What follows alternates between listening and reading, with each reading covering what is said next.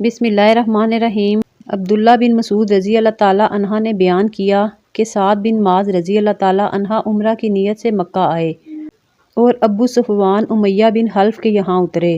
امیہ بھی شام جاتے ہوئے تجارت وغیرہ کے لیے جب مدینے سے گزرتا تو سعد بن معاذ رضی اللہ تعالیٰ عنہ کے یہاں قیام کیا کرتا۔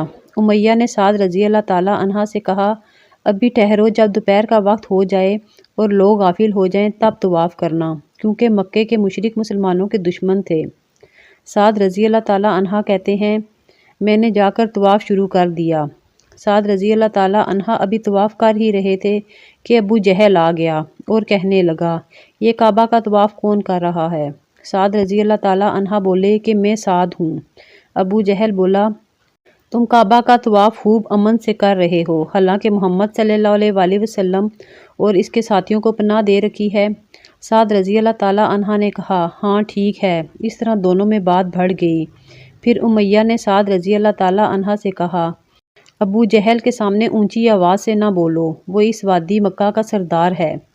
اس پر سعد رضی اللہ تعالیٰ عنہ نے کہا، اللہ کی قسم، اگر تم نے مجھے بیت اللہ کے طواف سے روکا تو میں تمہاری شام کی تجارت خاک میں ملا دوں گا، کیونکہ شام جانے کا صرف ایک ہی راستہ ہے جو مدینہ سے جاتا ہے۔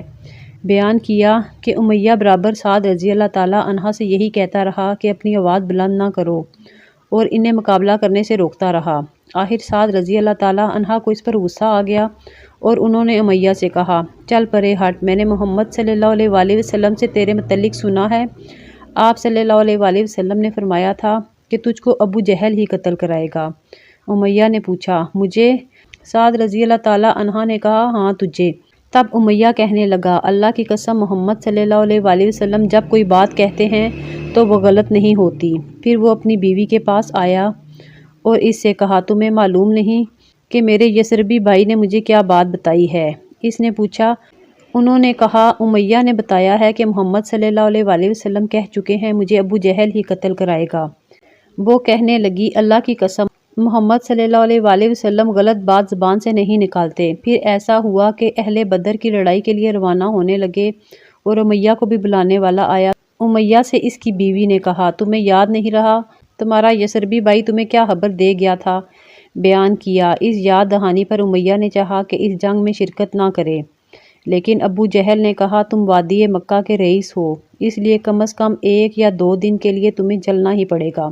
اس طرح وہ ان کے ساتھ جنگ میں شرکت کے لیے نکلا اور قتل ہو گیا۔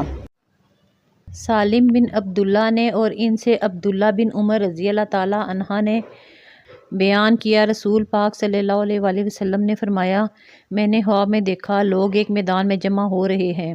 ان میں حضرت ابو بکر صدیق رضی اللہ تعالیٰ عنہ اٹھے اور ایک کنویں سے انہوں نے 1 یا 2 ڈھول پانی بھر کر نکالا۔ پانی نکالنے میں انہیں کچھ کمزوری محسوس ہوتی تھی، اللہ ان کو بخشے۔ پھر وہ ڈھول حضرت عمر رضی اللہ تعالیٰ عنہ نے سنبھالا، ان کے ہاتھ میں جاتے ہی وہ ایک بڑا ڈھول ہو گیا۔ میں نے لوگوں میں ان جیسا شاذور پہلوان اور بہادر انسان ان کی طرح کام کرنے والا نہیں دیکھا۔ انہوں نے اتنے ڈھول کھینچے کہ لوگ اپنے اونٹوں کو بھی پانی پلا پلا کر ان کے ٹھکانوں پر لے گئے۔ اور حمام نے بیان کیا کہ میں نے ابو ہریرہ رضی اللہ تعالیٰ عنہ سے سنا، وہ نبی کریم صلی اللہ علیہ وآلہ وسلم کے واسطے سے بیان کر رہے تھے کہ حضرت ابو بکر صدیق رضی اللہ تعالیٰ عنہ نے 2 ڈھول کھینچے۔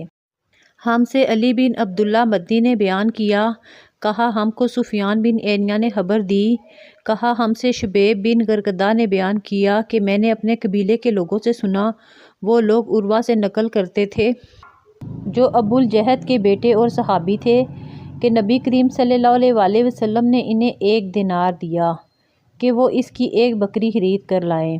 انہوں نے اس دینار سے 2 بکریاں خریدیں، پھر 1 بکری کو 1 دینار میں بیچ کر واپس بھی کر دیا اور بکری بھی پیش کر دی۔ آپ صلی اللہ علیہ وآلہ وسلم نے اس پر ان کی تجارت میں برکت کی دعا فرمائی۔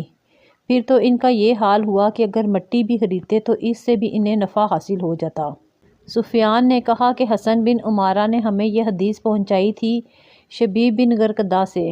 حسن بن عمارہ نے کہا کہ شبیب نے یہ حدیث خود عروہ رضی اللہ تعالیٰ عنہ سے سنی تھی۔ چنانچہ میں شبیب کی خدمت میں گیا تو انہوں نے بتایا کہ اسرائیل نے بیان کیا، ان سے ابو اسحاق نے اور ان سے برا رضی اللہ تعالیٰ عنہ نے بیان کیا کہ ابو بکر صدیق رضی اللہ تعالیٰ عنہ نے ان کے والد عازب رضی اللہ تعالیٰ عنہ سے ایک پالان 13 درہم میں خریدا۔ پھر حضرت ابو بکر صدیق رضی اللہ تعالیٰ عنہ نے عازب رضی اللہ تعالیٰ عنہ سے کہا، برا اپنے بیٹے سے کہو کہ وہ میرے گھر میں یہ پلان اٹھا کر پہنچا دیں۔ اس پر عازب رضی اللہ تعالیٰ عنہ نے کہا، یہ اس وقت تک نہیں ہو سکتا جب تک آپ رضی اللہ تعالیٰ عنہ وہ واقعہ بیان نہ کریں کہ آپ رضی اللہ تعالیٰ عنہ اور رسول اللہ صلی اللہ علیہ وآلہ وسلم مکہ سے ہجرت کرنے کے لیے کس طرح نکلے تھے، حالانکہ مشرکین آپ دونوں کو تلاش کر رہے تھے۔ انہوں نے کہا، مکہ سے نکلنے کے بعد ہم رات بھر چلتے رہے اور دن میں بھی سفر جاری رکھا، لیکن جب دوپہر ہوگی تو میں نے چاروں طرف نظر دوڑائی کہ کہیں کوئی سایہ نظر آ جائے اور ہم اس میں کچھ دیر آرام کر سکیں۔ آخر ایک چٹان دکھائی دی اور میں نے اس کے پاس پہنچ کر دیکھا کہ سایہ ہے۔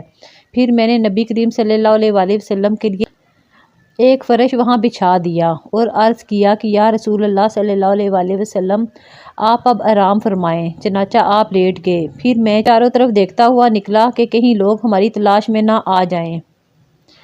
پھر مجھ کو بکریوں کا ایک چرواہا نظر آیا جو اپنی بکریاں ہانکتا ہوا اسی چٹان کی طرف آ رہا تھا، وہ بھی ہماری طرح سائے کی تلاش میں تھا۔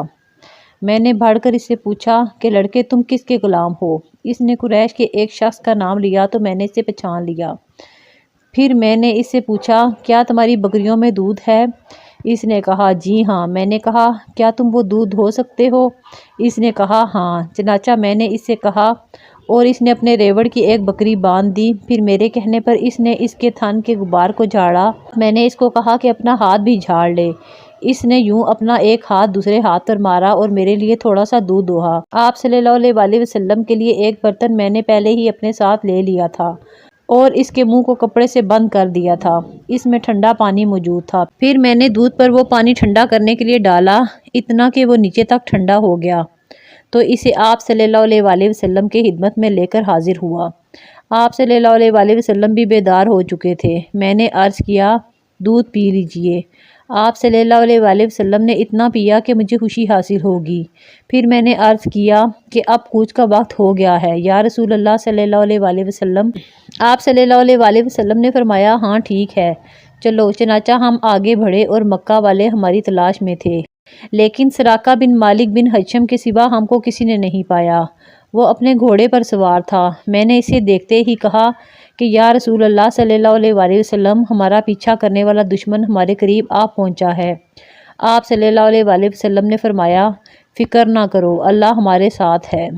ہم سے محمد بن سنان نے بیان کیا، کہا ہم سے حمام نے بیان کیا، ان سے انس رضی اللہ تعالیٰ عنہ نے اور ان سے حضرت ابو بکر صدیق رضی اللہ تعالیٰ عنہ نے بیان کیا کہ جب ہم غار ثور میں چھپے تھے تو میں نے رسول اللہ صلی اللہ علیہ وآلہ وسلم سے عرض کیا کہ اگر مشرکین کے کسی آدمی نے اپنے قدموں پر نظر ڈالی تو وہ ضرور ہم کو دیکھ لے گا۔ اس پر آپ صلی اللہ علیہ وآلہ وسلم نے فرمایا، اے ابو بکر، ان دو کا کوئی کیا بگاڑ سکتا ہے جن کے ساتھ تیسرا اللہ تعالیٰ ہے۔